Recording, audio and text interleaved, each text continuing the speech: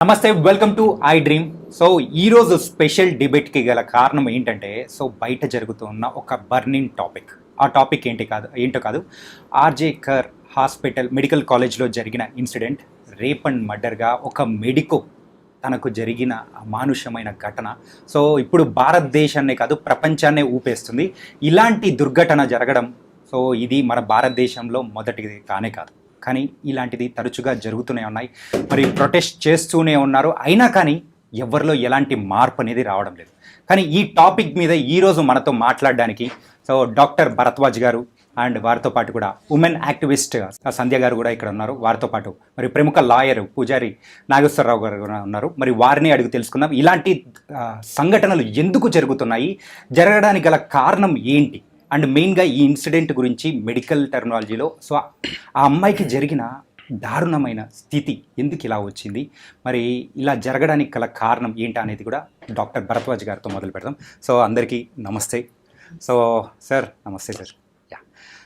Doctor Bharadwaj గారు, first ఏంటంటే అక్కడ మెడికోకి జరిగిన ఇలాంటి ఇన్సిడెంట్ మాత్రం నిజంగా అసలు ఎవ్వరు తలుచుకున్నా కానీ ఖచ్చితంగా ఒక గుండెల్లో ఆ బాధ అనేది కూడా వస్తుంది, ఆ గొంతులో వణుకు అనేది కూడా వస్తుంది.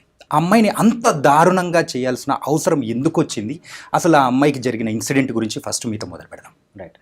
సో బేసిక్గా ఏం జరిగింది అంటే, మళ్ళీ మనకు పోస్ట్ మార్టం రిపోర్ట్స్ ఇవన్నీ బయటికి రాలేదు, కానీ ఎక్స్పర్ట్స్ చూసిన తర్వాత కొన్ని పాయింట్స్ లిస్ట్ చేశారనమాట.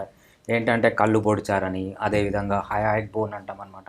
సో కార్టిలేజ్ ఉంటుంది మనకు థైరాయిడ్ గ్లాండ్ దగ్గర, సో దాన్ని క్రష్ చేశారని, ఆ తర్వాత పెల్విక్ గర్డిల్ బ్రేక్ చేశారని. సో చాలా చేతులు కాళ్ళు విరిగిపోవడము. సో ఇది చాలా సెక్షువల్ అసాల్ట్ అంటాం అనమాట, highest degree of sexual assault.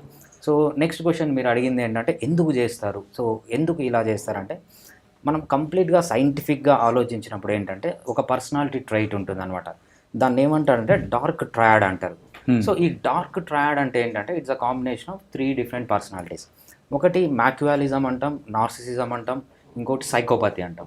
So మ్యాక్యువాలిజం అంటే ఏంటంటే ఈ పర్సనాలిటీ ట్రైట్లో పీపుల్ ఎలా ఉంటారంటే, మేమే గొప్పవాళ్ళు, నాకంటే గొప్పవాడు ఎవడూ లేడు, ఇది ఒక పర్సనాలిటీ ట్రైట్ అనమాట. నార్సిసిజం అంటే ఏంటంటే వీళ్ళు ఏం చేస్తారంటే వాళ్ళ ప్రయోజనాల కోసం పక్కన వాళ్ళని ఏ విధంగానూ యూస్ చేసుకుంటారు, మ్యానిపులేట్ చేస్తారు. ఇంకోటి డేంజరస్ దీనికంటే ఏంటంటే సైకోపతి అంటాం. సైకోపతి అంటే ల్యాక్ ఆఫ్ ఎంపతి, అంటే ఎదుటి వాళ్ళ సఫరింగ్కి దే విల్ నాట్ రియాక్ట్ అనమాట. సో ఏదైతే మన హ్యూమన్ డిఎన్ఏలో ఉండాలో అది వాళ్ళకు ఉండదు. సో ఈ 3 పర్సనాలిటీస్ని కలిసిందే డార్క్ ట్రయాడ్ అంటాం అనమాట.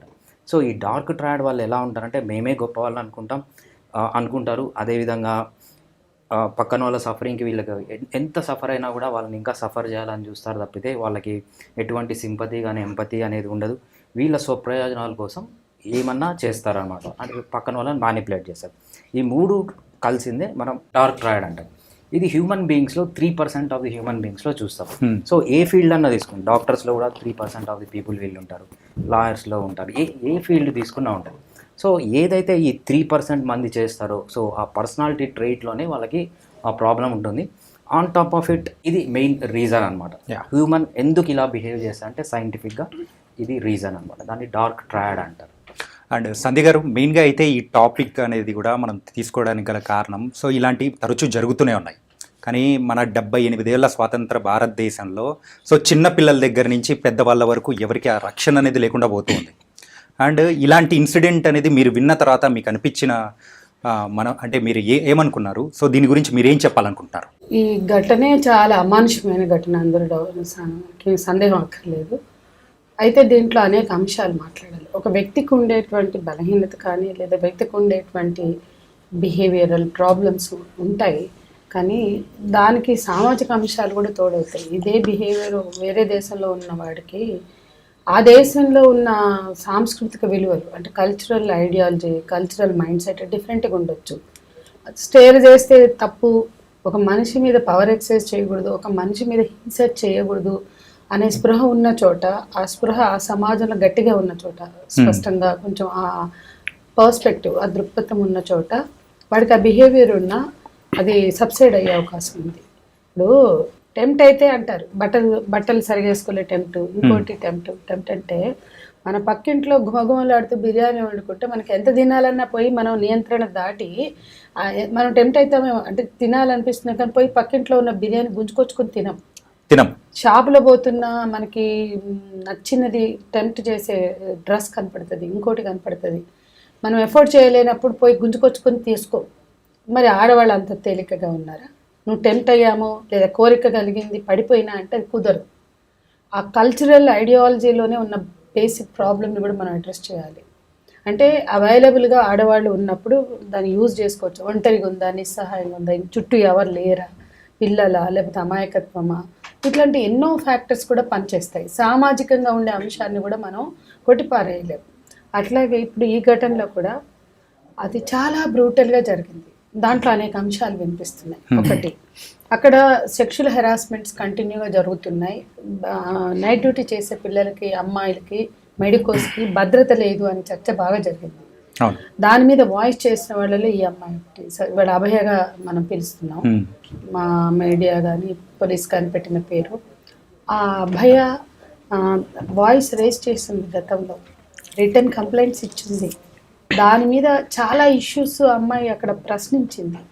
కాబట్టి ఒక కారణం మనకు కనిపిస్తుంది ఏంటంటే సెక్షువల్ అసాల్ట్కి సంబంధించిన ఇష్యూస్ కానీ, హెరాస్మెంట్ ఇష్యూస్ కానీ, ఇంకా కొన్ని అవకతవకలు, వాటి మీద ఆమె వాయిస్ రేస్ చేసింది. కాబట్టి కక్షతో చేశారు అనే అభిప్రాయం ఒకటి ఏర్పడుతుంది.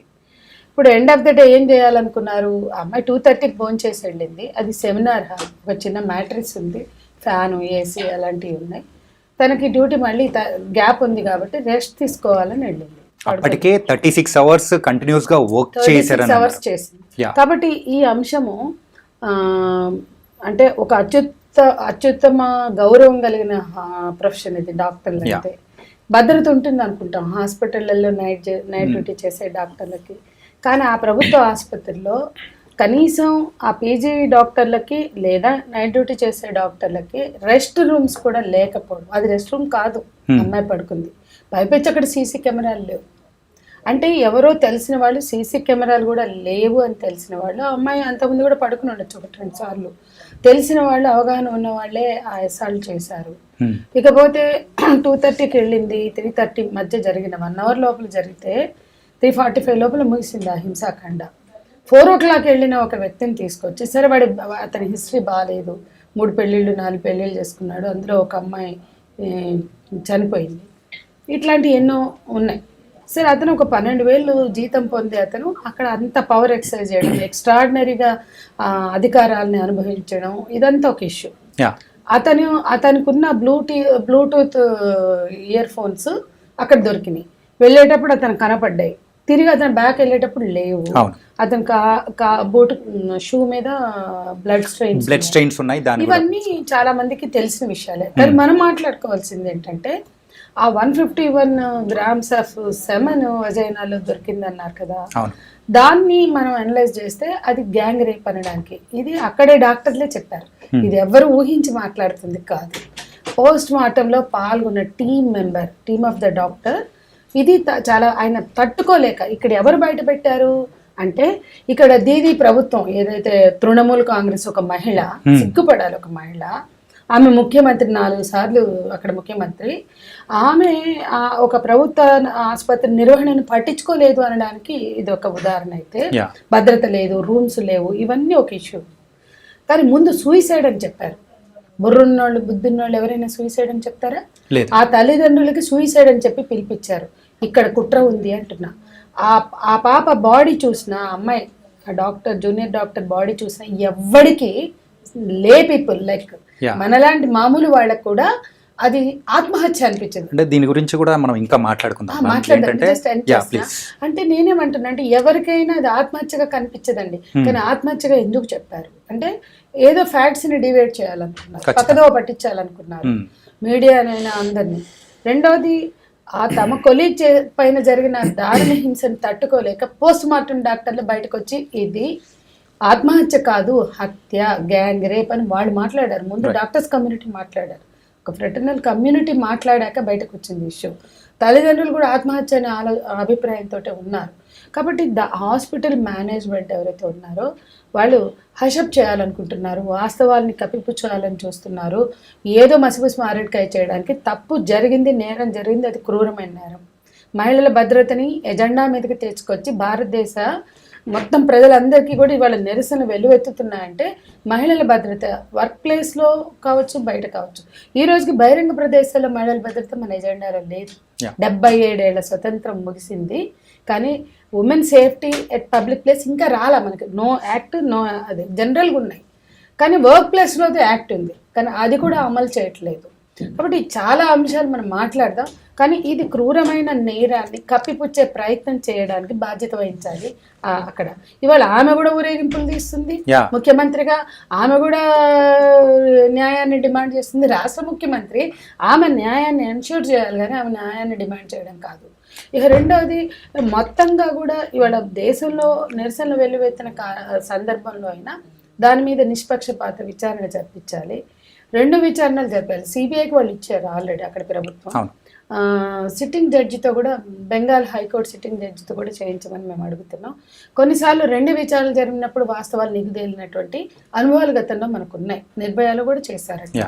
కాబట్టి ఖచ్చితమైన సమగ్ర విచారణ జరగాలి. ఆ కుటుంబానికి నష్టపరిహారం చెల్లించాలి. ఆ కుటుంబాన్ని పక్కదోవ పట్టించినందుకు బాధ్యత వహించాలి. ఆ ప్రిన్సిపాల్ దీనికి అన్నిటికీ బాధ్యుడు. ఎందుకంటే మొత్తం ఈ కుక్డప్ స్టోరీస్ వెనక అతనే ఉన్నాడు. ఇష్టం వచ్చిన కథనాలు వినిపించి వెల్లువెత్తాక ఆఖరికి ఆమె బాడీ చూసిన డాక్టర్లు తట్టుకోలేక వాళ్ళు తిరగబడితే రాజీనామా చేశాడు. అటువంటి వాడిని పక్కన లూప్ లైన్లో పెట్టకుండా తీసుకుపోయి అంతకన్నా ఎక్కువ పేమెంట్ ఇచ్చి ఇంకో హాస్పిటల్లో పెట్టారంటే ఏంటంత తొందర? అంటే ఏం చేయదలుచుకున్నారు? ఏం మెసేజ్ ఇవ్వదలుచుకున్నారు?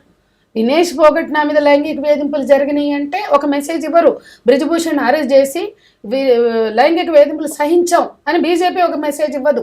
పోయిన సంవత్సరం 2 ఏళ్ళు వాళ్ళని రోడ్ల మీద తొక్కి, బూటకాలతో తొక్కి లైంగిక వేధింపులు పట్ల సిగ్గుపడే పాలకులు లేనంత వరకు, ప్రజలకు అవగాహన కల్పించినంత వరకు లైంగిక నేరాలు చేసే హక్కు ఎవరికి లేదురా అని చెప్పడానికి పాలకులు సిద్ధం కావాలి. క్యాంపెయిన్ వాళ్ళ బాధ్యత.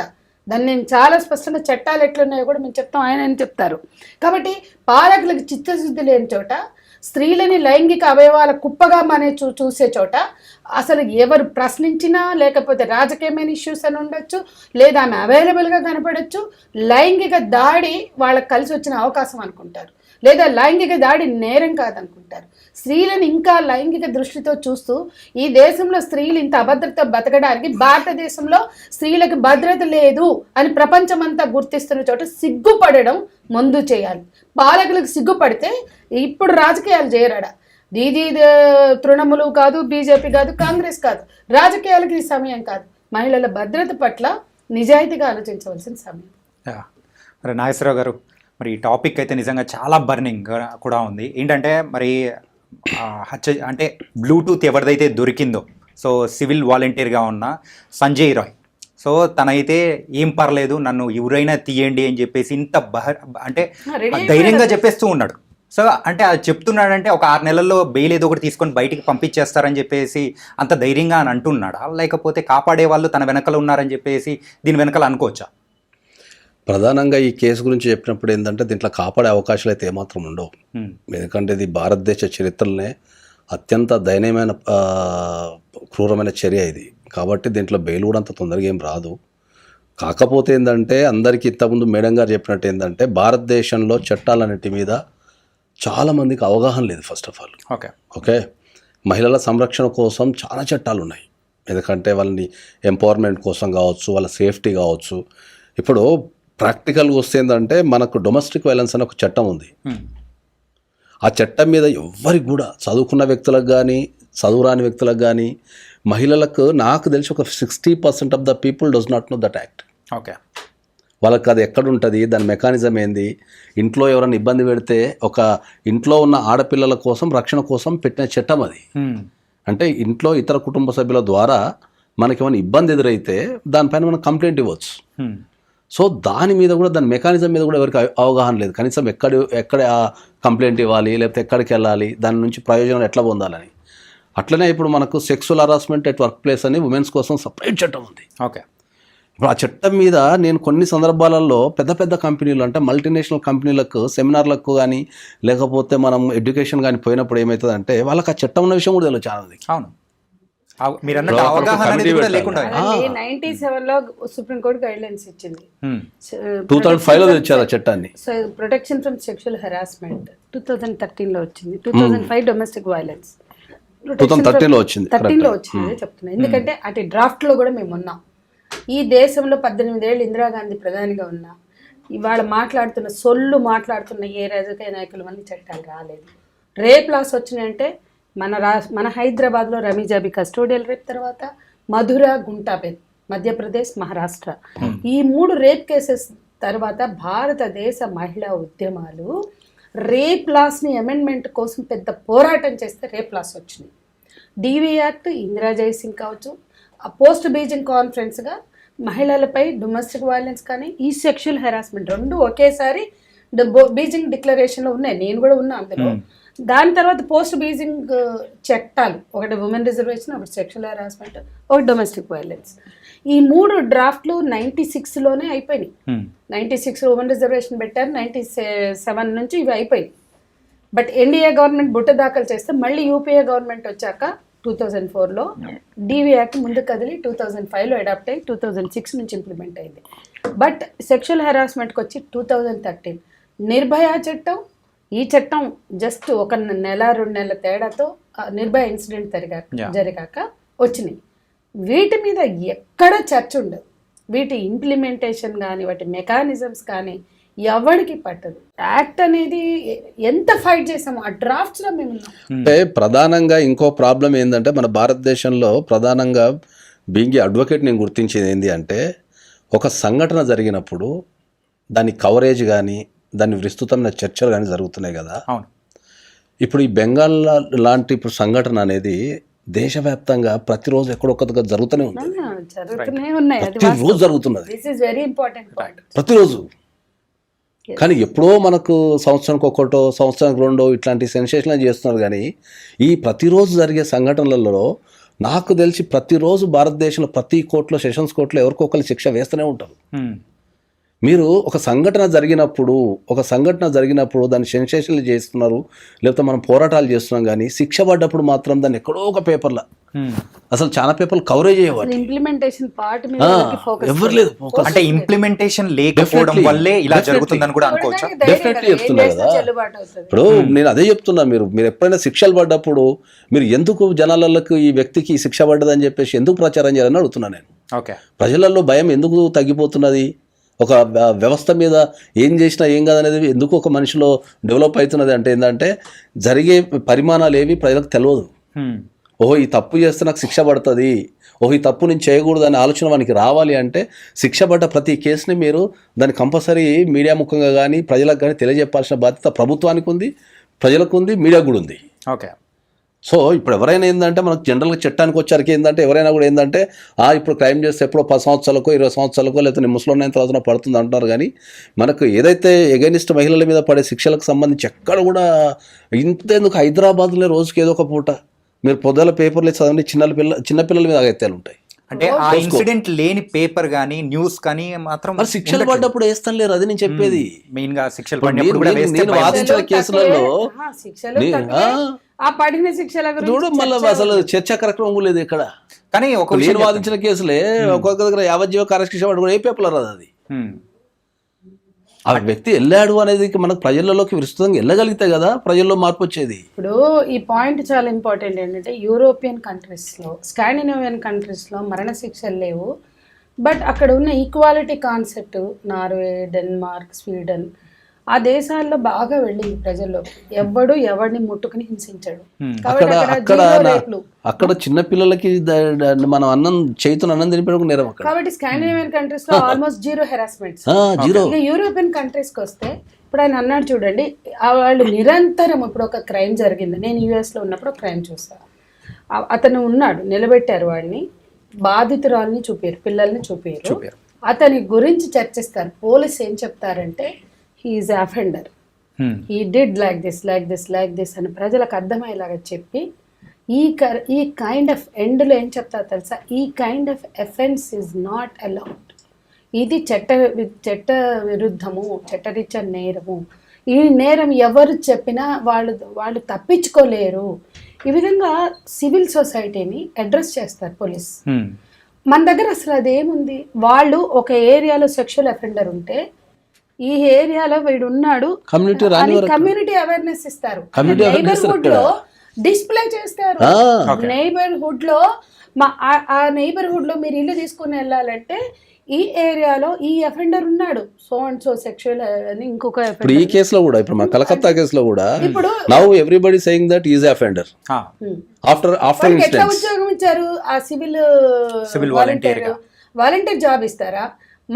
మన దేశ పార్లమెంటులో, గత పార్లమెంటులో 35 మంది ఎంపీలు రేప్ అక్యూజ్డ్ కూర్చున్నారండి. ఎట్లా కూర్చుంటారండి? రేప్ అక్యూజ్డ్కి 63 మందికి సీట్ ఇస్తే దాంట్లో నెగ్గొచ్చి 35 మంది కూర్చున్నారు. అంటే నేను అదే చెప్తున్నాను, ఎవరికి చెప్తారు, ఏం చెప్తారు?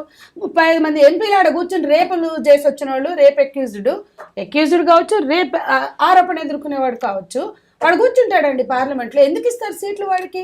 ఏం మెసేజ్ ఇస్తున్నారు? మీరు రేపులు చేసినా మీ రాజకీయ జీవితం ఉంటది. అట్లనే కదా బ్రిజ్భూషణ్ అంతగనం చేసిన ఇవాళ భారతదేశానికి ప్రతిష్టాత్మకమైన మనిషిని బజార్లో గొంతు మీద బూటుకాళ్ళు ఇసి తొక్కారు కదా, కానీ బ్రిజ్భూషణ్ని పట్టుకుని తీసుకెళ్లారా? ఇవన్నీ ఏం మెసేజ్లు ఇస్తాయి? ఏ పార్టీ వాళ్ళు సొక్కమైన వాళ్ళలాగా, శుద్ధమైన వాళ్ళలాగా మాట్లాడుతున్నారు? ఈ దేశ రాజకీయ పార్టీలకు ఆ చిత్తశుద్ధి లేదు. ఇది మీరు చెప్తున్నది ఎలా ఉందంటే, దొంగతనం చేసిన తర్వాత దొంగతనం చేయకూడదు అని చెప్పేలాగా ఉందన్నమాట. ఆ చెప్పడం కూడా చక్కగా చెప్పట్లేదని కదా, అది కూడా చక్కగా చెప్పట్లేదు, అది కూడా చక్కగా ఏడుస్తలేరు. ఎందుకంటే చట్టాలు ఇట్లున్నాయి. నేనేం చెప్తున్నా, ప్రపంచంలో మన దేశంలోనే తీసుకో, మన రాష్ట్రం, ఉమ్మడి రాష్ట్రం తీసుకోండి. మేము చాలా మంది ముఖ్యమంత్రులు చూసాం. ఒక ఘటన జరగంగానే ముఖ్యమంత్రి ప్రకటించేవాడు, నేరస్తులు దోషులు ఎవరైనా ఉపేక్షించేది లేదు, బాధితురాలకు అండగా ఉంటామని. ఇప్పుడున్న పాలకులు ఎవరైనా ఇస్తున్నారా? ఎన్టీ రామారావు, చంద్రబాబు, కోట్ల విజయభాస్కర్ రెడ్డి, నేదురుమెల్లి, చెన్నారెడ్డి, ఇంతమంది ప్రభుత్వాల హయాంలో మేము పనిచేస్తాం. ఘటన జరిగితే మమ్మల్ని పిలిపించి మాట్లాడిన పాలకుల్ని చూసాం. కానీ వాళ్ళ సెన్సిబిలిటీ లేదు, సెన్సిటివిటీ లేదు. Crime against women and children పెరుగుతుంది, ఇంక్రీజ్ జరుగుతుంది. No one is bothered. అసలు ఒక పక్కన పోర్న్ కల్చర్, ఒక పక్కన మా సాంస్కృతికమైన దిగజారుడుతనం, ఆల్రెడీ మన బుర్రలో ఉన్న చెత్త, ఆడపిల్లల్ని లైంగిక వస్తువులుగా చూడడం, అమ్మాయిల్ని, మహిళల్ని, ముసలోళ్ళని, పిల్లల్ని సెక్షువల్ ఆబ్జెక్ట్స్గా చూడడం, ఇది మన మైండ్ ప్రాబ్లం. కాబట్టి ఆయన చెప్పిన బిహేవియరు ఈ సర్కమ్స్టాన్సెస్కి, ఈ పరిసరాలకి, లేదా ఇక్కడున్న సాంస్కృతికమైన ఆలోచన విధానానికి తోడైతే జరిగేది ఇది. అండ్ డాక్టర్ మీరు చెప్పండి ఏంటంటే, సో ఆ అమ్మాయికి అయితే 40 నిమిషాలు ప్రత్యక్ష నరకం అనేది చూపించారు. అండ్ అది కాకుండా తన కాలు అయితే నియర్లీ 90 degrees విరిచేసి మరి అంత ఘోరంగా అమానుషంగా మరి సంజయ్ రాయ్ ఇలా చేశాడు అని చెప్పేసి మరి వస్తూ ఉంది. సో ఇలా చేయడం వెనక సో అసలు మెయిన్ మోటో ఏమై ఉంటుంది అంటే, అది కాకుండా ఇందాక సంధ్య గారు కూడా చెప్పారు అండ్ మనం కూడా చూసామన్నమాట. సో ఒక డాక్టర్, సో పోస్ట్ మార్టం చేసిన డాక్టరే గోస్వామి అని చెప్పేసి ఆయన బయటకు వచ్చి 151 మిల్లీగ్రామ్స్ యొక్క సిరం అనేది దొరికింది అని చెప్పేసి అని అన్నారు. Is it possible? సెమెన్ దొరకడం అది ఒక పర్సన్ వల్ల పాసిబుల్ అవుతుందంటారా? మనకు కంప్లీట్గా ఇంతవరకు పోస్ట్ మార్టం రిపోర్ట్ అయితే బయటికి రాలేదు. ఈ పోస్ట్ మార్టం చెప్పిన వాళ్ళు ఎవరంటే మీడియాలో పిక్చర్స్ చూసి అవి చూసి చెప్పిన వాళ్ళు తప్పితే యాక్చువల్గా అసలు పోస్ట్ మార్టం అనేది బయటికి రాలేదు. సో అది వస్తే కానీ మనము చెప్పలేమన్నమాట. సో అది పెద్ద కష్టమే కాదు. So DNA analysis report 3 days కి వస్తుంది జనరల్గా. అంటే అది అప్రాక్సిమేట్ ఇప్పటి వరకు జరిగి నియర్లీ 8-9 days అవుతుంది. ఓరల్ రిపోర్ట్ ఇస్తారు, ఓరల్ రిపోర్ట్ ఇస్తారు. Forensic it will take 15 to 20. Oral report మనకు ఎగ్జామినేషన్ చేసినప్పుడు ఇస్తారు. పోస్ట్ మార్టం చేసినప్పుడు oral report cause of death కానీ. అంటే దాంతోపాటు కూడా ఏంటంటే ఇన్సిడెంట్ జరిగిన తర్వాత రోజే అంటే ఏదైతే ఇన్సిడెంట్ జరిగిన ప్లేస్ ఉందో దాని పక్కనే రెనోవేషన్ చేయడం అనేది కూడా జరిగింది. అంటే అక్కడ ఉన్న సాక్ష్యాలను కూడా చెరిపేయడానికి కూడా ఒక పాసిబిలిటీ అనేది ఉండొచ్చు కదా. దాన్ని ఏమంటున్నారంటే, మేము రెస్ట్ రూములు లేవు అన్నారు, ఆడపిల్లలు పోయి సెమినారాల్లో పడుకున్నారు, అందుకే జరిగింది అంటున్నారు. అంటే అందుకోసం కట్టామంటున్నారు. అంతేనా? ముందు నువ్వు నేరాన్ని, ఆధారాన్ని కలెక్ట్ చేసి ఇవ్వడం, ఇన్వెస్టిగేషన్కి కోఆపరేట్ చేయడం ముఖ్యమైన విషయం. అప్పటికప్పుడు అప్పటి వరకు పట్టించుకొని రూమ్ల కన్స్ట్రక్షన్ అప్పుడే కట్టాలనా? వీళ్ళు పోయి అక్కడ సామాన్యులు పేషెంట్స్ ఉంటారండి, యాజిటేటర్స్, ఆ మూకదాడి కూడా కరెక్ట్ కాదు. గవర్నమెంట్ హాస్పిటల్స్ మీద మూకదాడి ఏ కార్పొరేట్ హాస్పిటల్ మీద జరుగుతుందా అండి? అంటే ప్రజలు ఉన్మాదులా, వాళ్ళని నడిపించే వాళ్ళు ఉన్మాదులా అంటే ఖచ్చితంగా మోటివ్స్ ఉన్న వాళ్ళు ఉంటారు ఎప్పుడు కూడా. మీరు ఉస్మానియా గాంధీ నీలోఫర్ తీసుకోండి, ఎందుకు జరుగుతాయండి మూకదాడులు? ఇంతకన్నా ఎక్కువ ప్రాణాలు పోతాయి కార్పొరేట్ హాస్పిటళ్లలో. పేద ప్రజల చేతులు పట్టుకునే డాక్టర్లు వీళ్ళే. పేద ప్రజలకు వైద్యం జరిగేదే ప్రభుత్వ హాస్పిటల్స్. కానీ మీడియా కూడా అక్కడ అంతా చచ్చిపోతారు, అక్కడికి వెళ్తే చచ్చిపోతారంటే ఆ ఇన్సిడెంట్స్ని ఫోకస్ చేసినట్టుగా కార్పొరేట్ హాస్పిటల్స్ ఇన్సిడెంట్స్ని ఫోకస్ చేయరు. కాబట్టి ఇవన్నీ ఉన్నాయి. అక్కడ కూడా మూగదాడి వెనక ఏదో ఉంది. ఆ మూగదాడి అంత ఇన్సిడెంట్గా ఎట్లా జరుగుతుందండి? ఇన్స్టెంట్ గా జరుగుతుంది మూకదాడి. పేషెంట్లు అల్లాడిపోయారు, ఆ డాక్టర్లు తమ కొలీకి జరిగిన అన్యాయానికే మాట్లాడతారా, తమ మీద జరిగిన దాడిని ఎదుర్కొంటారా? ఈ సిచ్యువేషన్ ఎందుకు వస్తుంది? ఇవన్నీ కూడా ఆలోచించాలి, చర్చించాలి. బేసిక్గా అసలు ఫారెన్సిక్ రిపోర్ట్ ప్రకారము సో ఎంతమంది ఉన్నారు అనేది కనుక్కోవడం పెద్ద విషయమే కాదు, చాలా ఈజీ. సో అంత టెక్నాలజీ ఉంది మన దగ్గర, సెమెన్ అనాలిసిస్ ఉంది, డిఎన్ఏ అనాలిసిస్ ఉంది, అంతవరకు అవసరం లేదు. అక్కడ దొరికిన హెయిర్ స్ట్రాండ్స్ని బట్టి కూడా మనము డిఎన్ఏ అనాలిసిస్ చేయాలి. సో బేసిక్గా ఏంటంటే ఇప్పుడున్న టెక్నాలజీ యూజ్ చేసి ఎంతమంది ఉన్నారు, ఎంతమంది ఇన్వాల్వ్ అయినారు అని కనుక్కోవడం అది పెద్ద విషయమే కాదు. కరెక్ట్. కాకపోతే ఇంత టెక్నాలజీ పెరిగిన తర్వాత కూడా ఇప్పటికీ దాని గురించి ప్రాపర్గా బయటికి ఒక్క ఇన్సిడెంట్ అనేది ఏంటంటే ఒక్క విషయం అనేది కూడా బయటికి రానియట్లేదు. అసలు ఎందుకు ఇలా జరుగుతుంది సార్? అంటే దీని వెనకాల ఏదో పెద్ద కుట్ర ఉందనే మనం భావించవచ్చు అంటారా?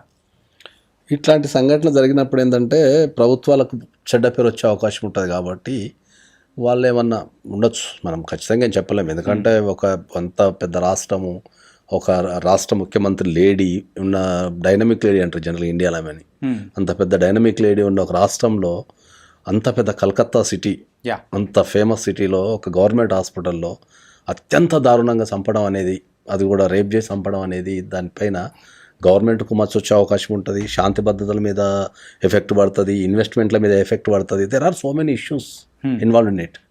సో వాటి నుంచి కప్పిపుచ్చుకోవడానికి ఏమన్నా ప్రభుత్వ పెద్దలు చేసి ఉండొచ్చు. అట్లా సామాన్య వ్యక్తికి అది హెరిటేజ్ హాస్పిటల్ దాని పేరు అన్నీ ఉంటాయి కాబట్టి దాన్ని వాళ్ళు ఏమన్నా చేసి ఉండే అవకాశాలు ఉంటాయి జనరల్గా. అంటే ఇక్కడ ఒకటండి, అతను ఆ రాయ్ మీద వేసుకుంటున్నాడు అంటే అతను చూడండి బిందాస్గా నేనే చేసిన సంపుతారా, ఏం చేస్తారో చేయండి అని. అతను మానసిక స్థితి అనేది కూడా చూస్తే ఒక వ్యక్తి చేయడానికి అవకాశం ఉందా ఇది పరిశీలించాలి. ఆ మల్టిపుల్, అతను బాక్సర్ అట, అన్ని ఎట్లా చెప్పేస్తున్నారంటే అటు బాక్సరు కాబట్టి కొట్టేసిండు, అతను మగోడు కాబట్టి చేసేసిండు అంటే ఇది కాదండి. ఎందుకంటే డాక్టర్లు కూడా అంగీకరించలేని విషయం. ఇప్పుడు వరకు ఉన్న ఆధారాల మేరకి జరుగుతున్న మెడికల్ అనాలిసిస్లో చాలా అంశాలు అక్కడ రేజ్ అయినాయి. వాటిని అడ్రస్ చేసే విధానంగా ఉండాలి ప్రభుత్వాలు కానీ పోలీసులు కానీ. అట్లా లేరు అక్కడ. ఎంతసేపు కప్పిపుచ్చడానికి కన్విన్స్ చేయడానికి ఒక ప్రయత్నం జరుగుతుంది కదా, అది అనుమానాస్పదంగా ఉంది. వీడు వచ్చి నేనే అని ఎట్లా చెప్తాడు? అదేదో ఘనకార్యమైనట్టు. సిగ్గుపడ్డం చేత అవద్దా మనుషులకి? అంత సిగ్గు తప్పిన వాళ్ళని ఆడ పెడతారా? అంతకన్నా వాడు వెకిలిగా మాట్లాడుకుంటూ పోయాడు ప్రిన్సిపల్. మధ్యలో ఇంకా కొంతమంది వ్యక్తులు ఉన్నారు. అంటే ఆ ప్రిన్సిపల్ చుట్టూ ఒక లాబీ ఉంది. ఆ లాబీలో ఉన్న వ్యక్తులు ఆల్రెడీ చాలా ఇన్సెన్సిటివ్ యాటిట్యూడ్స్తో violation of human rights, violation of employees rights, violation of the colleagues, doctors రైట్స్లో వాళ్ళు పేరు పొందారు ఇప్పటికే. కాబట్టి ఆ లాబీ సంగతి ఏంటి? ఈ అమ్మాయి చేసిన ఛాలెంజెస్ కానీ, ఫైట్ కానీ, ఆమె కొన్ని విషయాల మీద రిపోర్ట్ పంపింది, ఇంకా ఆధారం దొరక నేను కూడా గట్టిగా మాట్లాడలేదు. వింటున్నది ఏంటంటే అక్కడ అవయవ మార్పిడిలో ఏదో అవకతవకలు జరిగితే ఆ అమ్మాయి ఏదో రాసింది రిపోర్ట్ ఎవరికో అని ఒకటి వినపడుతోంది. అదైతే నాకు ఇంకా మిగతా అన్ని అంటే కొన్ని రూమర్స్ అయితే వస్తున్నాయి మ్యామ్. ఏంటంటే అక్కడ ఉన్న ప్రిన్సిపల్ అంటే అటు సైడ్ నుంచి యాంగిల్ అనేది కూడా తీసుకుంటే ఏంటంటే ఒకటి మెడికల్ మాఫియా దానికి సంబంధించి, దాంతోపాటు ఆ కాలేజ్లో సో డ్రగ్స్ దానికి సంబంధించి కూడా జరుగుతుంది అని ఒకటి. ఇంకొకటి ఏంటంటే మనీ తీసుకొని ఆ స్టూడెంట్స్ని పాస్ చేసే అని చెప్పేసి ఒక కరప్టెడ్ ప్రిన్సిపల్ అని చెప్పేసి అక్కడ ఉన్న వాళ్ళు కూడా కొంతమంది ఆరోపణలు అనేది చేస్తూ ఉన్నారు. సో ఇన్ని వస్తూ ఉన్నప్పుడు ఖచ్చితంగా ఒక అనుమానం అనేది రైస్ అయినట్టే కదా. సో ఫింగర్స్ అనేది కూడా అటు సైడ్ వెళ్ళిపోయినట్టే. డెఫినెట్లీ. మరి అలాంటి పర్సన్, ఇలాంటి కరప్టెడ్ పర్సన్ సూసైడ్ అని చెప్పేసి అంటే ముందుగానే ఏం తేల్చకుండానే, ఏం చెప్పకుండానే ఇన్సిడెంట్ జరిగిన అంటే ఆ రోజే ఎందుకు అలా చెప్పగలుగుతారు సార్? సూసైడ్ అని ఎలా డిక్లేర్ అది చేయగలుగుతారు? ఎవరు చెప్పారో కూడా కనుక్కోండి. ఫస్ట్ ఆ ప్రిన్సిపల్ చెప్పాడు. యా, ప్రిన్సిపలే చెప్పింది. చెప్పింది ఆ Principal సూసైడ్ అనే చెప్పేశారు. మాట అంటే- మొదలు ప్రింట్ మీడియా వాళ్ళు ఎవరో వెళ్తే ఇది సూసైడ్ కేసు అని చెప్పారు. ఈవెన్ పేరెంట్స్ కూడా అదే చెప్పేశారు. పేరెంట్స్ కదా చెప్పారు, వాళ్ళు చెప్తున్నారు. ఇప్పుడు పేరెంట్స్ మాట్లాడుతున్నారు కదా, అంత బుర్ర తక్కువ వాళ్ళ ఆ డాక్టర్లు వాళ్ళు by profession they are doctors. Suicide అంటే అన్ని చోట్ల గీరుకుని కొట్టుకుని పొడుచుకుని గుడ్లు పొడుచుకుని కాలర్ బోన్లు ఎరగొట్టుకుని అదేం గ్లాండ్ అని పగిలిపోయి థైరాయిడ్ గ్లాండ్ పగిలిపోయి గిన్ని చేసుకుని నువ్వు చచ్చిపోతారా అండి ఎవరైనా? లేదు సార్, దీనికి డాక్టర్ భరద్వాజ్ గారు మీరేం చెప్తారు అసలు? అంటే అంత ఈజీగా సూసైడ్ అని చెప్పేసి డిక్లేర్ చేసేంత అంటే అంత ఈజీనా లేదా చెప్పడం అసలు కుదరదు. సో మనము ఎప్పుడైతే ఫారెన్సిక్ టీం ఎంటర్ అవుతుందో క్లియర్ కట్గా వాళ్ళ మొత్తం ఇన్ఫర్మేషన్ ఇస్తారు. సో ఇప్పుడున్న టెక్నాలజీ ప్రకారం, ఇప్పుడున్న నాలెడ్జ్ ప్రకారము, సో అది సూసైడా, ఎంతమంది ఇన్వాల్వ్ అయ్యారు, అసలు ఏమేమి జరిగింది, ఏ టైంలో ఏం జరిగింది అని తెలుసుకోవడం అసలు చాలా ఈజీ. అది పెద్ద కథనే కాదు. సో ఇక్కడ జరిగింది ఏంటంటే మెయిన్గా సో ప్రజలు కానీ లేకపోతే ఆపోజిట్ పార్టీస్ ఉంటాయి కదా, సో వాళ్ళు ఏం చేయాలంటే ఇటువంటివి జరిగినప్పుడు ప్రభుత్వానికి సపోర్ట్ చేయాలి. సో ఎప్పుడైతే ప్రభుత్వానికి ఆపోజిట్గా చెప్తారో ఇది మొత్తం ప్రభుత్వమే చేసింది, వాళ్ళు కూడా డిఫెన్స్లోకి వెళ్తారు. సో ప్రభుత్వము ప్లస్ అదేవిధంగా ఎవరైతే అపోజిషన్లో ఉంటారో ప్లస్ ప్రజలు ప్లస్ మీడియా ఏంటంటే they have to support the గవర్నమెంట్కి సపోర్ట్ చేసినప్పుడు అది ఓపెన్గా వచ్చి చేస్తుంది. ఎప్పుడైతే గవర్నమెంట్ ప్రతి ఒక్కటి ఆపోజిట్గా చెప్తారో వాళ్ళు కూడా డిఫెన్స్లోకి వెళ్తారు. సో అది మనం జాగ్రత్తగా ఉండాలి, గవర్నమెంట్కి సపోర్ట్ చేయాలి. సో ఎప్పుడైతే గవర్నమెంట్ కరెక్ట్ స్టేట్మెంట్స్ ఇస్తుందో దానికి సపోర్ట్ చేస్తూ ఉండడం మెయిన్ అని నా ఉద్దేశం. వాళ్ళు తప్పు చెప్పినప్పుడు కూడా ప్రశ్నించాలి కూడా. యా, తప్పు చెప్పినప్పుడు అందుకే కొంతమంది ప్రశ్నించారు కదా, పోలీసు ప్రశ్నించారు కాబట్టి ఇప్పుడు మొదలు మాట్లాడింది principal, police local police officer ఇద్దరు కలిసి మాట్లాడారు సూసైడ్ అని. పోలీస్ ఆఫీసర్ ప్రెజెన్స్ లేకపోతే మీరు అన్నట్లు గవర్నమెంట్ మనం సస్పెక్ట్ చేయగల పోనీ హాస్పిటల్ మేనేజ్మెంట్ని, కానీ పోలీస్ ఆఫీసరే చెప్పాడు కదా. మీరు చూడండి ఆ మొదటి ఎఫ్ఐఆర్ చూడండి ఎంత దారుణంగా రాశారు. యా, అండ్ చూస్తుంటేనే ఎందుకు ఇలా చేశారు, దానివల్లే అనుమానాలు అనేది కూడా ఇప్పుడు పెరిగాయి. ఎందుకంటే అనవసరమైన అనుమానాలు దానివల్లే పెరగడం కూడా జరిగింది. అండ్ నాగేశ్వరరావు గారు ఏంటంటే పీస్ఫుల్గా ప్రొటెస్ట్ చేస్తున్న చాలామంది డాక్టర్స్ కానీ అక్కడ వర్క్ చేస్తున్న చాలామంది వాళ్ళ మీద గుండాలు అట్లా దాడి చేయడం కానీ అసలు ఇది దేనికి అంటే ఏ రకంగా తీసుకోవచ్చు అంటారు? ఫెయిల్యూర్ ఆఫ్ గవర్నమెంట్ అంతే. ఇంకా అంత పెద్ద సంఘటన జరిగినప్పుడు గవర్నమెంట్ చేతిలో ప్రతి ఒక్కటి ఉంటుంది, ప్రతి ఇన్ఫర్మేషన్ ఉంటుంది, ఇంటెలిజెన్స్ వ్యవస్థ ఉంటుంది, పోలీస్ బలగాలు ఉంటాయి, అక్కడ ప్రొటెస్ట్ చేసేటప్పుడు ఏదైనా జరిగే అవకాశం ఉంటుంది. కాబట్టి భారీగా బలగాలను మోహరించి దాన్ని అదుపు చేయాల్సిన బాధ్యత ఎప్పుడు ప్రభుత్వాందే ఉంటుంది. అది ప్రభుత్వ బాధ్యత కూడా. ఎందుకంటే ఒక అత్యంత ఆ సంఘటన జరిగినప్పుడు దాన్ని అదుపు చేయాల్సిన బాధ్యత కూడా ప్రభుత్వాందే. అక్కడైతే క్లియర్ కట్ దట్ ప్రభుత్వ వైఫల్యమే అది. ఎందుకంటే రాష్ట్ర కలకత్తా హైకోర్టు కూడా చాలా స్పష్టంగా వ్యాఖ్యానించడం జరిగింది దానిపైన. అది ప్రభుత్వం బాధ్యత వహించాల్సిందే దానికి. అండ్ ఇంకోటి ఏంటంటే ఆ 6 days అనేది కూడా కోల్కతా పోలీసులు ఏం చేయలేక సిబిఐకి అప్పగించడం అనేది కూడా అంటే ఇది కూడా ఒక రకమైన దీని వెనకాల demand from the public and other issues. ఎందుకంటే దానికి సరైన అంటే ఇప్పుడు ఒక సంఘటన జరిగిన తర్వాత సరైన ఇన్ఫర్మేషన్ అనేది అవైలబుల్ లేదు, ఎగ్జాక్ట్లీ ఇన్ఫర్మేషన్ లేదు. ఇంతకుముందు మనం మాట్లాడుకున్నట్టు దాన్ని సూసైడ్ అనటము లేకపోతే ఇంకోటి అనటము XYZ ఈ రకరకాల డీవియేషన్స్ జరిగినప్పుడు ఏంటంటే ఫ్యాక్ట్స్ అనేటివి కరెక్ట్ రావటం లేదు ఎక్కడ కూడా. ఇప్పుడు జనరల్గా ఎప్పుడైనా కూడా ఒక వ్యక్తి హత్య కానీ లేకపోతే రేప్ కానీ చేసిన తర్వాత అంత వాలంటరీగా ఒప్పుకోరు. ఎంత సైకోపాత్ అయినా కూడా అంత ఇమీడియట్లీ అంత వాలంటరీగా ఒప్పుకునేంత ఉండరు. ఓకే, ఓవర్ ద పీరియడ్ ఏమైనా ఉంటుందేమో కానీ అంత ఇన్స్టెంట్గా వాళ్ళే ఒక టెన్షన్కి వెళ్ళిపోతారు. సో ఉండదు. కాబట్టి వీటన్నిటిని అంటే ఎక్కడ కూడా సరైన ఇన్ఫర్మేషన్ లేదు కాబట్టి దాన్ని సిబిఐ డిమాండ్ అనేది పెరిగింది. సో సిబిఐ తీసుకుంది కాబట్టి చూడాలి. ఇప్పుడు ఒక అన్యాయం చేసిన చంపినప్పుడు లేదా ఒక అన్యాయాన్ని అంతమొందించడానికి నేరం జరిగితే వాడు క్లెయిమ్ చేసుకున్నాడంటే ఏదో హీరోయిజం ఉంది అనుకుందాం కాదు. అంతే కదా, ఒక భూస్వామినో లేకపోతే ఒక దొంగనో లేకపోతే ఒక ఇదేంటి ఇట్లాంటి సేమ్ సిచ్యువేషన్ మనకు ఇక్కడ సత్యంబాబు కేసులో కూడా జరిగింది. ఇప్పుడు నేనేమంటున్నా సత్యంబాబు కేసులో కూడా సత్యంబాబుది కూడా వేసింది మేమే, దాంట్లో పిటిషనర్స్ మేము, ప్రొఫెసర్ రామల్కోటే, నేను, సజయ. సత్యంబాబు నిర్దోషి అంటే అవును అని జస్టిస్ నాగార్జున రెడ్డి గారు 800 పేజీల జడ్జిమెంట్ ఇచ్చారు. వసుధ అండ్ పట్టాభి వీళ్ళిద్దరూ కలిసి అది ప్రూవ్ చేయడానికి సక్సెస్ఫుల్ గా చేశారు. దాంట్లో కూడా అది మా కొలీగ్ మాతో పని చేస్తున్న మా జేఏసీ సభ్యురాలైన వసుధ దానికోసం చాలా సాక్ష్యాధారాలు సేకరించి ఫైట్ చేస్తే నాగార్జున రెడ్డి బెంచ్ కన్విన్స్ అయ్యి అతను నిర్దోషి అన్నారు. ఇప్పుడు మళ్ళీ మేము కొట్టేశాం అతను నిర్దోషి అయితే అసలు అంతకులు ఎవరు అది ఇంకా నడుస్తూనే ఉంది హైకోర్టులో. మేమే పిటిషనర్స్ మీ దాంట్లో కూడా. యా ఈవెన్ దిశ ఎన్కౌంటర్లో కూడా ఏంది ఆధారబాధలు మీరు చేసేది, ఇది దిశ ఎన్కౌంటర్ కాదు, ఇటువంటి ఘటనలు పునరావృతం కాకుండా ఏం చేస్తారు? ప్రెస్ మీట్ పెట్టి పోలీసులు ఏమంటారంటే ఇది 12వ ఇన్సిడెంట్ కాబట్టి, అంటే నువ్వు 11 జరిగే వరకు ఎందుకు కూర్చున్నావు, 12వ టర్న్ దిశ అయింది అంటే 11 నువ్వు మూసుకుని కూర్చోబట్టి కదా 12వ దాకా వచ్చింది. కాబట్టి వాళ్ళు 12 చేశారట, వీళ్ళు బాగా తెలుసుకున్నట్టు పోలీసులు. ఈ గ్యాంగే 12 చేసిందట, ఇది 12వదట, కాబట్టి చంపేసినాం అంటే ఇట్లా ఇంత. ఇప్పటికీ దేశంలో ఒక మహిళ పోలీస్ స్టేషన్కి వెళ్తే, ఇన్ని చట్టాలు ఉన్నా ఇప్పటికి ఒక మహిళ పోలీస్ స్టేషన్కి వెళ్తే చాలా సందర్భాలలో ఇది మా జ్యూడిక్షన్కి రాదనో, లేకపోతే చూద్దాం పొమ్మనో, లేకపోతే దాని మీద సీరియస్ గా తీసుకోపోవడం ఇప్పుడు జరుగుతుంది.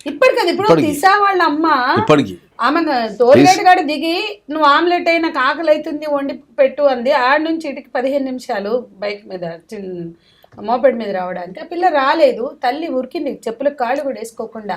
వాడు మా జ్యూరిస్డిక్షన్ కాదన్నాడు. ఈమె ఇక్కడి నుంచి మళ్ళీ శంషాబాద్ పోయింది ఎవరినో తీసుకుని కారులో. అప్పటికి అంటే ఈమె లోకల్ పోలీస్ స్టేషన్కి అవుట్ పోస్ట్కి వెళ్ళింది కదా, అప్పటికి ఆ పిల్ల ఫోన్ మాట్లాడుతూ చెల్లెతో అక్కడే ఉంది. ఈమె ఆడ నుంచి మళ్ళీ ఇంటికి వచ్చి పక్కింటోని తీసుకుని కారు తీసుకుని వెళ్ళి అక్కడ ఆడుతూ పాడుతూ అంటే ఆరాంగా టేకప్ చేసింది 3 గంటలకి.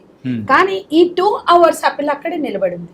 కానీ వీళ్ళ ఇంటి నుంచి 1/2 గంట రస్తా చెక్ పోస్ట్. ఆ 1/2 గంటలో ఆమె ఆ తల్లి ఎందుకు వెళ్ళింది వాళ్ళ దగ్గరికి, పోలీసుల దగ్గరికి అంటే ఆమెకి ఏమైనా యాక్సిడెంట్ అయి పడిపోయిందేమో, మీరు పెట్రోలింగ్ వ్యాన్ తెస్తే నేను చూసుకుంటే వెళ్తాను. అట్లా ఆ టోల్ గేట్ దగ్గర వరకు వాళ్ళు అవుట్ పోస్ట్ పోలీసులు తీసుకెళ్తే ఆ తర్వాత గంట కూడా అమ్మాయి అక్కడే ఉంది, 1.5 గంటల కూడా అక్కడే ఉంది. సజీవంగా పట్టుకొచ్చేవాళ్ళు కదా పిల్లని. ఇది పోలీసులు తప్పిదం కాదా? ఇది కప్పిపుచ్చుకో మొత్తం అవుట్రేజ్ వచ్చింది. జనం అంతా ఆనాడే వాళ్ళు జీపు తీసుకుని వెళ్తే ఆ పిల్ల అక్కడ దొరికేది, వీళ్ళు తప్పు చేశారు, మా జ్యూరిస్డిక్షన్ కాదన్నారు, ఆ తల్లిని క్షోభ పెట్టారు అని మాట్లాడితే పోలీసులు బాధ్యత వహించవలసిన చోట తెల్లారి డ్రామాలు ఆడి ఎన్కౌంటర్ చేసి పాలాభిషేకాలు చేసుకున్నారు. ఇది కాదు కదా కావాల్సింది ప్రజలకి. ఇందులో భద్రత ఏం లేదు కదా. ఏం మెసేజ్ పంపిస్తున్నారు? దిశ ఎన్కౌంటర్ తర్వాత ఆగినాయా? అక్కడి నుంచి ఇప్పటి వరకు లేదు. మొన్న ఒక వారం 15 ఘటనలు మన హైదరాబాద్లో ఎందుకు జరుగుతాయి? 3 ఏళ్ల పాప వాష్రూమ్లో ఉంటే పోతాడు ఒకడు, 11 ఏళ్ల పాపకి రిపీటెడ్ రేపులు జరిగి ఒకటి తర్వాత వాడి ఫ్రెండ్స్. ఆ పిల్ల 5th month ప్రెగ్నెంట్. మేము వెళ్ళాం ఆ కేసులో, మేము టేకప్ చేసినవి ఉన్నాయి. బ్లైండ్ గర్ల్ చాలా ఉన్నాయి మేడం. అసలు అంటే ఒక్కరోజు అనే కాదు, ఏ రోజు ఆగట్లేదు. ప్రతిరోజు ఒక 5 ఏళ్ల పాప దగ్గర నుంచి 80 ఏళ్ల ముసలోళ్ళ వరకు ఎవరికి భద్రత అనేది కూడా లేకుండా పోతుంది. మెయిన్గా ఎక్కడ ప్రాబ్లం వస్తుంది అంటే యాజ్ ఎ డాక్టర్గా మీరు చెప్పండి సార్, ఏంటంటే సో పేరెంట్స్ పెంచే విధానంలో ఏమన్నా తప్పులు ఏమన్నా దులుతున్నాయా? అంటే ఇది మంచి లేదు, ఇది చెడు అని చెప్పకోకుండా పెంచుతున్నారా, లేకపోతే ఎందుకు ఇలా జరుగుతుంది అనుకోవచ్చు? బేసిక్గా మనం ఇది తీసుకున్నప్పుడు ఏమవుతుందంటే, సో ఎప్పుడైతే ఇది జరుగుతుందో అందరు వస్తున్నారు, సో చాలామంది మాట్లాడుతున్నారు, కానీ కరెక్ట్గా చేయాల్సింది ఏంటంటే, సో చిన్న ఎగ్జాంపుల్ ఇస్తాను మీకు. సో ఏదైనా సెక్షువల్ యాక్టివిటీ దేని గురించి అన్నా మాట్లాడినప్పుడు మీడియా కానీ సినిమాలు కానీ ఎవరు ఎగ్జాంపుల్ తీసుకుంటారంటే ఓషో అనే అతను ఎగ్జాంపుల్ తీసుకుంటారు, లేకపోతే స్వామి నిత్యానంద ఎగ్జాంపుల్ తీసుకుంటారు. కానీ ఈ రేప్స్ పైన రీసెర్చ్ చేసి చిన్న సెక్షువల్ అసాల్ట్ అంటే సెక్షువల్ హరాస్మెంట్ అనేది ఇనిషియల్ స్టేజ్ అనుకోండి, సెక్షువల్ వాయిలెంట్ స్టేజ్లోకి వెళ్తాయి. దీని మధ్యలో చాలా ఉంటాయి, అంటే చాలా different modes of sexual harassment కానీ సెక్షువల్ అసాల్ట్ కానీ చాలా ఉంటాయి. సో వీటిపైన అంతా రీసెర్చ్ చేసిన సైంటిస్టులు చాలామంది ఉన్నారు. సో దీంట్లో టాప్ సైంటిస్ట్ వచ్చి మనకి యూఎస్లో ఉంటాడు, ఆయన పేరు డేవిడ్ బస్. సో ఎంతమందికి తెలుసు డేవిడ్ బస్ అనే అతను? సో ఆ డేవిడ్ బస్ అనే అతను జనరల్ పబ్లిక్ కోసం బుక్స్ రాశాడు. సో దాన్ని యూకేలో పబ్లిష్ అయింది, యుఎస్లో పబ్లిష్ అయింది. సో ఆ బుక్ పేరు వచ్చి when men behave badly. So ఆ బుక్ అనేది చాలా మంచి బుక్. ఎంతమంది ఆ బుక్ చదివారు? సో ఒక మదర్ చదవచ్చు, ఒక ఫాదర్ చదవచ్చు, ఒక టీచర్ చదవచ్చు, ఒక ఇన్స్టిట్యూషన్లో ఉన్న హెడ్ చదవచ్చు. ఆ బుక్లో ఏముంటుందంటే డీటెయిల్ అనాలిసిస్ ఉంటుందంట, సైంటిఫిక్ ఆల్మోస్ట్ 30 years రీసెర్చ్ చేసి రాసిన బుక్ అనమాట. సో ఎలా పేరెంట్స్ ఎటువంటి జాగ్రత్తలు తీసుకోవాలి, ఇన్స్టిట్యూట్స్ ఎటువంటి జాగ్రత్తలు తీసుకోవాలి, ఫాదర్ ఎటువంటి జాగ్రత్తలు తీసుకోవాలి, మదర్. సో డీటెయిల్గా చిన్న సెక్షువల్ హరాస్మెంట్ నుంచి సీరియస్ వరకు ఎలా హ్యాండిల్ చేయాలని నీట్గా రాశారనమాట. సో ఇప్పుడు యూఎస్లో వాళ్ళు ఏం చేస్తున్నారంటే చాలా కాలేజెస్ కానీ ఆయన రాసిన బుక్స్ని ఇంప్లిమెంట్ చేస్తున్నారు. కానీ ఇండియాలో ఏం చేస్తున్నారు, ఎప్పుడైనా జరిగినప్పుడు ఏ బాబాని పిలిపిస్తున్నారు, లేకపోతే జ్యోతిష్యుని పిలిపిస్తున్నారు, వీళ్ళ ప్రకారం చేస్తున్నారు. ఎంతమందికి తెలుసు డేవిడ్ బస్ అనే అతను, ఆయన రాసిన బుక్స్ కరికులంలో పెట్టాలన్న డిమాండ్ ఎప్పటి నుంచో ఉంది. మనం అది పొద్దున ప్రేయర్ చేసినప్పుడు ఒక 5 minutes చెప్పినా సరిపోతుంది పిల్లలకి. అప్పుడు అంటే మోరల్ ఎడ్యుకేషన్ గతంలో ఉండేది, ఇప్పుడు లేదు. రెండోది, ఇప్పుడు మన కరికులంలో సెక్షువల్ హెరాస్మెంట్ జస్టిస్ నిర్భయ ఘటన తర్వాత నిర్భయ చట్టం వచ్చింది. దానికి ముందు జస్టిస్ వర్మ కమిటీ సిఫార్సులు అని చెప్పిన పాయింట్స్ అన్ని ఉన్నాయి. చాలా అద్భుతంగా ఈ ర్యాగింగ్ ఏంది, ఈ టీజింగ్ ఏంది, యాడమీయుల సరసమా, బావమర్దల సరసమా, ఈ టీజింగ్ ఏంటి, అది లైంగిక వేధింపు అనాలి. లైంగిక వేధింపు, అంటే sexual harassment, sexual attack, sexual abuse, sexual అట్రాసిటీగా దాన్ని 4 partsగా చేశారు. ముందు ఇందాక నేను అనుకుంటా లైంగిక వేధింపులే తర్వాత అట్రాసిటీకి మారుతాయి. సో లైంగిక సెక్షువల్ హెరాస్మెంట్ వదిలేస్తే అబ్యూస్ అవుతుంది, అబ్యూస్ వదిలేస్తే ద నెక్స్ట్ లెవెల్ అటాక్ అవుతుంది, ఆ నెక్స్ట్ లెవెల్ అట్రాసిటీ అవుతుంది. వాటిని చాలా స్పష్టంగా ప్రభుత్వ ఉద్యోగులు చేస్తే పెద్ద మామూలు వాళ్ళు చేసిన కన్నా తీవ్రమైన. ఆ తర్వాత పోలీస్ కానీ అంటే కంచె చేనం వేసినట్టుగా ప్రభుత్వ యంత్రాంగాల్లో రక్షణ కోసం పనిచేసే యంత్రాంగాలు ఉంటాయి. వాళ్ళు చేస్తే మరింత తీవ్రమైన నేరంగా ఉండాలని శిక్షలు కూడా ప్రతిపాదించాడు. టిల్ డెత్ కూడా మీరు లైఫ్ వేయాలంటాడు ఆయన. మరీ సివియారిటీ క్రైమ్ అంటే డెత్ వేయచ్చు అంటారు వర్మ కమిటీ సిఫార్సు. అవి ఎక్కడ ఇంప్లిమెంట్ చేస్తున్నారు, వాటిని ఎక్కడ అసలు అర్థం చేయిస్తున్నారు? మేమేమంటున్నామంటే ఏదైనా జరగంగానే ప్యానిక్ అయిపోయి ఉరి శిక్షలు, ఎన్కౌంటర్లు అని ఊగడం కాదండి, ఆలోచింప చేయాలి కదా. Rape is not men's choice. ఎక్కడున్నా ఉండని, ఎప్పుడన్నా ఉండని, ఎట్లన్నా ఉండని, అమాయకంగా ఉందా, ఒంటరిగా ఉందా, బట్టలు ఎక్కువ వేసుకుందా, తక్కువ ఉందా, అరే నువ్వెవడివ్వాయి నువ్వు చేయడానికి? Don't touch her without her consent. అది చెప్పొచ్చు కదా. ఎన్ని మాట్లాడతారు ఉరి శిక్షలు, ఎన్కౌంటర్లు. Don't touch her without her consent అని చెప్పడానికి ఏం మాయరోగం అండి. ప్రభుత్వాలకి, పాలకులకి, సివిల్ సొసైటీకి ఆ నాలెడ్జ్ ఇవ్వడానికి మనకున్న ప్రాబ్లం ఏంటని అడుగుతున్నా. If she is minor don't touch her with consent also. So ఇలాంటిది ఎక్కడైనా స్టార్ట్ అవ్వాలంటే అది ప్రతి ఒక్కరి ఇంట్లో నుంచే స్టార్ట్ అవ్వాలి. తల్లిదండ్రులు కానీ ఎవరైనా కానీ వాళ్ళు చెప్పడం అనేది కూడా మొదలెట్టాలి. పిల్లలు మీరే కన్నారు, పోలీ చుక్కలు మీరు వేసుకోండి అని చెప్పకుండా ఉన్నారా గవర్నమెంట్ వాళ్ళు? అమితాబ్ బచ్చన్తో, ఆమీర్ ఖాన్తో 2 చుక్కలు వేసుకోండి, పోలియో పోగొట్టుకోండి, 2 బూందాలు పోలియోకి ఎరాడికేట్ కరోనా ఎందుకు చెప్తున్నారు? పులి రాజాకి ఎయిడ్స్ వస్తుందా అని దేశం అంతా అన్ని ప్రింట్ మీడియాలో ఒకే రోజు యాడ్ ఇచ్చినాయి. అన్ని ఎలక్ట్రానిక్ మీడియాలో అక్కడ doctor, engineer, dhobi, vegetable vendor, truck driver అందరు కూడా పులిరాజుకి ఎయిడ్స్ వస్తుందా అని ప్రశ్న. ఓ అమ్మ అది ఊదరగొట్టినారు. అన్ని భాషల్లో ఒకే రోజు వచ్చినాయి ఎలక్ట్రానిక్ యాడ్లు. అన్ని భాషలు, గుజరాతీ, బెంగాలీ, తెలుగు, మరాఠీ అన్ని దేశమంతా ఒకే రోజు పులిరాజాకి ఎయిడ్స్ వస్తుందా అనేది ప్రింట్ మీడియాలో వస్తుంది, ఎలక్ట్రానిక్ మీడియాలో వస్తుంది. 30 రోజులు క్యాంపెయిన్ నడిపారు. 30వ రోజు పులిరాజాకు ఎయిడ్స్ రాదు, కండోమ్ వాడతాడు కాబట్టి అని అన్ని భాషల్లో వస్తుంది. అది ఎంత ఏదంటే చూడు, కాన్ కోల్కే సునాది, చెవులు ఇప్పి చెప్పించినారు, బుర్ర ఇప్పి ఎక్కించినారు. మరి అది ఎవరి బాధ్యతను చేసింది ప్రభుత్వం? అంటే ఇంతమంది మహిళల భద్రత బాధ్యత కాదా? ఇదే బెంగాలు ధనుర్జయ చటర్జీ అనే వాడికి 13 ఏళ్ల తర్వాత ఉరి శిక్ష వేసి భారత ప్రభుత్వం, బెంగాల్లోనే జరిగింది అది కూడా, 13 ఏళ్ల తర్వాత మరణశిక్ష వేస్తే ఆ మరణశిక్ష వేసిన రోజు భారత ప్రభుత్వం ప్రకటించింది ఇది అత్యాచార నేరస్తులకి ఒక హెచ్చరిక, భారతదేశంలో ఇక అత్యాచారాలు పునరావృతం కావు అని ఆశిస్తున్నామని ఇచ్చింది. ఇదే బెంగాల్లో జరిగిన ధనుంజయ చటర్జీ ఇష్యూలో, ముఖర్జీయో చటర్జీ వాడు ధనుంజయ పేరైతే, ఆ తెల్లారే 90 జరిగినాయి అంట భారతదేశం. అంటే ఇదేదో పబ్లిసిటీగా ఇస్తున్నా అంటే ఏంటంటే దాన్ని ఇంకా ఎక్కువ అయిపోయేలా చేస్తున్నారు. భారత ప్రభుత్వం ఆకాంక్ష మరణశిక్ష అత్యాచారాలను ఆపుతుంది అని Indian government has given that statement. నేను అనేది వ్యక్తులు మాట్లాడి, మీడియా మాట్లాడి కాదు. అంటే నేనేమంటానంటే అంత డ్రైవ్ ఉండాలి, అంత ఎడ్యుకేషన్ ఉండాలి, పిల్లల్లో కలిగించాలి, కుటుంబంలో కలిగించాలి. ఆ కుటుంబంలో నువ్వున్న ఆలోచన ఏంటి, అక్కడ ఉన్న స్థిరీకరించుకున్న భావజాలం ఏంటి? అమ్మాయిలంటే సెక్షువల్ ఆబ్జెక్ట్స్, నువ్వు చూసే సినిమాలు, నువ్వు చూసే అన్ని ఇప్పుడు సినిమాలు అంటే ఒకటి గుర్తొచ్చింది, రియాలిటీ షోస్. మనకు ఒకటి యాక్ట్ ఉంది, ఇండీసెంట్ రిప్రజెంటేషన్ ఆఫ్ ఉమెన్ అని, మహిళల్ని అసభ్యంగా చిత్రీకరించద్దని ఒక యాక్ట్ ఉంది. ఓకే.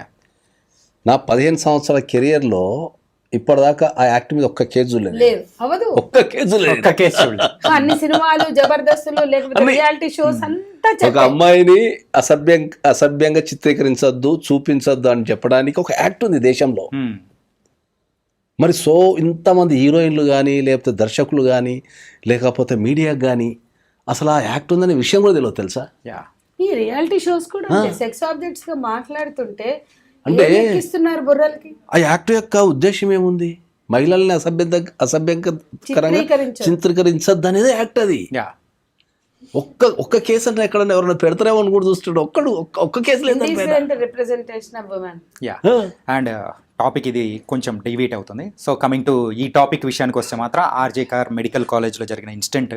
సో మరి ఆ ఇన్సిడెంట్ అభయ, సో ఆవిడైతే సెకండ్ ఇయర్ పీజీ స్టూడెంట్గా కూడా ఉంది. సో 36 hours ఒక వర్క్ కంటిన్యూస్గా చేయడం ఏంటి సార్? వాళ్ళ మానసిక స్థితి అనేది కూడా ఎలా ఉంటుంది సార్? అంటే ఏంటంటే మనం నార్మల్గా 24 గంటల్లో 20 గంటలు మేలుకుంటేనే మనం ఏ పని చేయలేక మనం చాలా డిస్టర్బ్ అయిపోతుంటాం. అలాంటిది 36 hours ఇట్లా కంటిన్యూస్గా వర్క్ చేశారంటే అది అంటే ఆవిడ ప్రతిఘటించడానికి కూడా అక్కడ అంటే ఓపిక అనేది కూడా లేకుండా పోయి ఉంటుంది కదా. అది కూడా ఒక కారణం అనుకోవచ్చు కదా. యా, చాలా మంచి రీజన్ అండి. ఎందుకంటే ఫర్ ఎగ్జాంపుల్ ప్రతి మనిషి అనేవాడు ఆన్ అన్ యావరేజ్ 100 రోజుల్లో 80% ఆఫ్ ది డేస్ మనకు 7 to 9 hours నిద్రపోవాలి. ఎప్పుడైతే పర్ డే 7 to 9 hours నిద్రపోతాడో మెయిన్గా వాళ్ళల్లో వచ్చే ప్రాబ్లం ఏంటంటే కాగ్నిషన్. సో వాళ్ళ కాగ్నిషన్ అంటే ఏంటంటే మనం ఏదైనా ఆపద వచ్చినప్పుడు ఎలా తప్పించుకోవాలి, మనం లాజిక్ ఎలా యూజ్ చేయాలి, స్ట్రెంగ్త్ కానీ ఇవన్నీ తగ్గిపోతాయి అన్నమాట. సో ఎప్పుడైతే నిద్ర లేదో సో బట్ 36 hours కంటిన్యూస్గా డ్యూటీ చేయడము అనేది కంప్లీట్గా వాళ్ళ కాగ్నిషన్ పోతుంది, వాళ్ళ స్ట్రెంగ్త్ తగ్గిపోతుంది, వాళ్ళ ఇమ్యూనిటీ తగ్గిపోతుంది. మెయిన్గా ఇది కూడా ఒక రీజన్ ఉండొచ్చు తప్పించుకోకపోవడానికి. కానీ మీరు చెప్పినట్లు ఈ 36 hours అనేది చాలా వరకు ప్రతిఘటించిందని చెప్పేసి వచ్చింది. అండ్ అక్కడ గోర్లలో కూడా మరి అయితే ఆ నిందితుడి యొక్క స్కిన్ది కానీ అన్నీ దొరికాయి. రైట్. అదే ఆమె ఎవ్రీడే 8 hours నిద్రపోయి పర్ఫెక్ట్గా ఉంటే ఇంకా స్ట్రెంగ్త్ ఉండేది, ఇంకా కాగ్నిషన్ ఉండేది. సో ఏదన్నా వెంటనే చప్పుడైన వెంటనే లేసేది. So something would have happened, ఎందుకంటే ఆ కాగ్నిషన్ తగ్గిపోకుండా ఉంటాయి. సో ఇదే కాదండి, నేను చాలా కేసెస్ చూశాను. కొంతమంది పీజీస్ ఎలా ఉంటారంటే, నేను ఇంటర్న్షిప్లో ఉన్నప్పుడు పీజీస్ని చూశాను.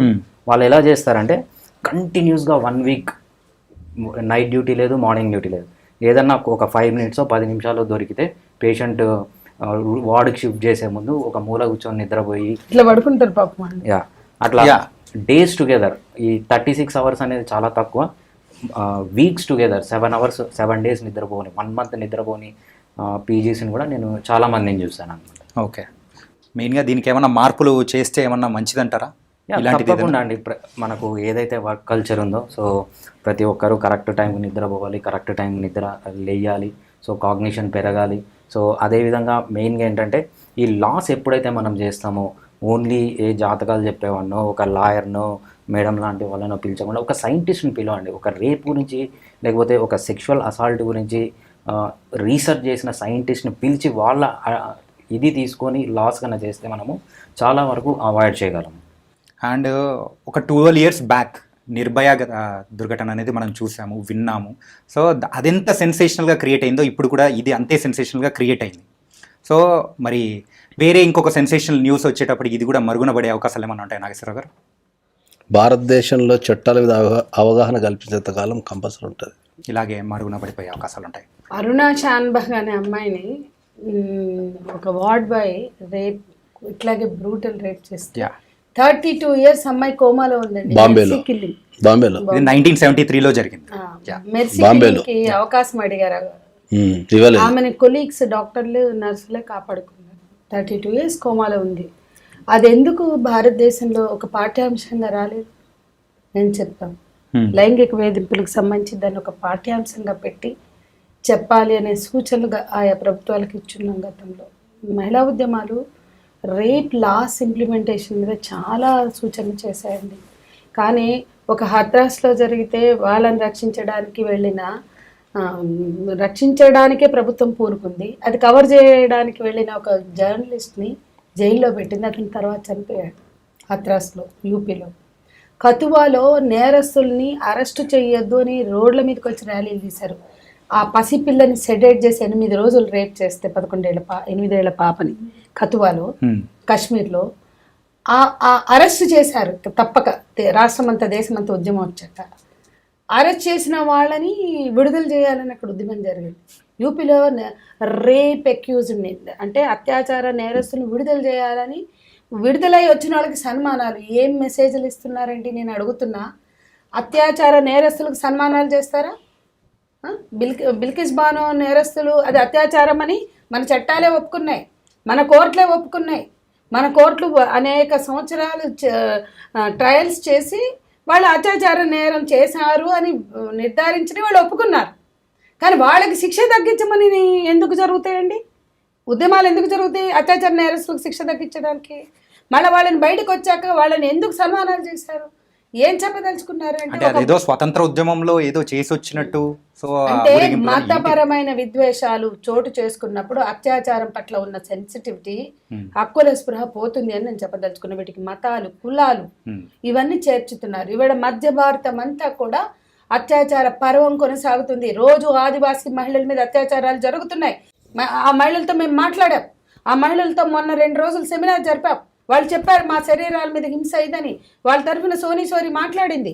ఇన్ఫ్లుయెన్స్ లేని వాళ్ళు అత్యాచారాలకి బలి చేసైనా వాళ్ళ పని చేసుకుంటున్నారు. ఆ ఖనిజ సంపదని అంటే ఆ ట్రెజర్ హాంట్ చేయడానికి అక్కడ ఒక పెద్ద విధ్వంసం జరుగుతుంది, హింస జరుగుతుంది. పాలకులే హింస చేస్తే, ప్రభుత్వాలు హింస చేస్తే మీరు ఎవరైనా నేను ఛాలెంజ్ చేస్తున్నాను. వెళ్ళండి మధ్య భారతం, వెళ్ళండి జార్ఖండ్, అక్కడ ఆదివాసీ మహిళలతో మీరు సొంతంగా మాట్లాడండి. వాళ్ళ మీద రేపులు జరగట్లేదా? జరిగితే ఎందుకు మాట్లాడరు? కాబట్టి అక్కడ అధికారికంగా రేపులు చేస్తుంటే మనం మూసుకుని కూర్చుంటాం. ఎవడైనా చేస్తాడు, ఎక్కడికైనా పోతే రేపు మన ఇళ్లలో కూడా వచ్చింది. అదే కలకత్తాలో జరిగింది రేపు. అందుకని అత్యాచారాలు జరగని భారతం కావాలి. రాజకీయాలకు అతీతంగా ఎవడు చేసినా ఎక్కడ చేసినా అత్యాచారం నేరం. ఆ నేరం చేసిన వాడిని శిక్షించండి, చట్టబద్ధంగా శిక్షించండి. దానికోసం ఆయన చెప్పినట్టు చట్టాలను ప్రచారం చేయండి. కానీ ఏ నేరస్తుడు కూడా మేనేజ్ చేసుకోకుండా చూడండి. జరిగిన నేరం జరిగితే ఆ చట్టాన్ని వాడు తప్పించుకోగలడు అన్న మెసేజ్ ఇస్తే, ముఖ్యంగా ఈ బడాబాబులు చేసినప్పుడు ఆ మెసేజ్లు చాలా మందిని ఉసికొల్పుతున్నాయి. ఖచ్చితంగా మీరు ఇందాక సార్ కూడా చెప్పినట్టయితే సో ఆ శిక్షలు ఎంత పడ్డాయి ఏంటి అనేది కూడా మనం పబ్లిష్ ఇలా చేసామంటే మాత్రం తగ్గే అవకాశాలు కూడా ఉంటాయి అంటున్నారు. బిఫోర్ క్లోజింగ్ దిస్ చర్చా కార్యక్రమం సార్, ఏంటంటే ఇప్పుడు ఇంత జరిగిన తర్వాత సంజయ్ రాయ్ అని చెప్పేసి ఆ పర్సన్ దొరికాడు, ఇంత జరిగింది. సో శిక్ష అంటే ఏ సెక్షన్ల కింద శిక్ష పడే అవకాశం ఉంటుంది?